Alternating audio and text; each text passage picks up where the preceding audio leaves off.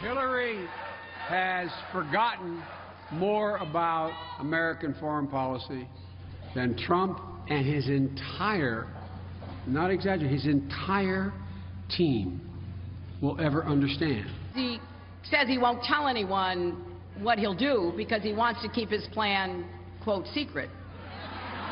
And then it turns out the secret is he has no plan. Well, that secret is not true. Hillary Clinton and Vice President Joe Biden teaming up to tear into Donald Trump's terror tactics as he gave his first major foreign policy speech since getting the nomination. But what will the voters choose? Trump's tough foreign policy or Clinton offering up more of the same Obama administration strategies, which he says is working?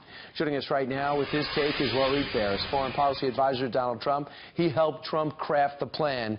Walid, what does this plan reveal about Donald Trump? Well, first, it reveals a major difference between Mr. Trump's vision in foreign policy and Secretary Clinton and President Obama at the same time.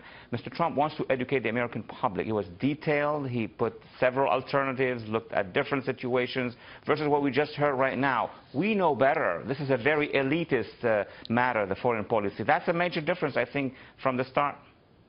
Well, that's true. He says knows better than even you because you helped put together this speech because you have that rich background. You've been part of the Trump team. Now, Donald Trump, of course, made a lot of news when he said we're going to stop Muslims coming into this country until we find out what the hell's going on. Now he talks about extreme vetting. Does this show a change or an evolving? That exactly shows the evolution, a mature evolution based on input, on information. He actually operates now almost like a president listening to advisors, people in the intelligence or worked in the intelligence, defense, diplomacy, and the position is very normal.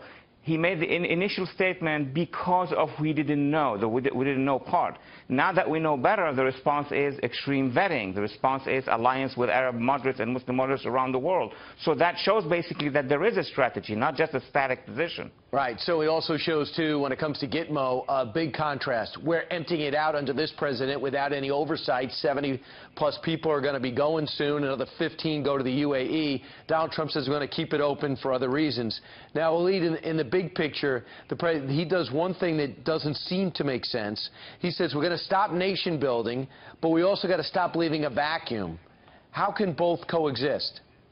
Oh, they do. It depends on two things. Number one, the needs on the ground. If a nation has enough resources, such as oil or other resources, why are we spending?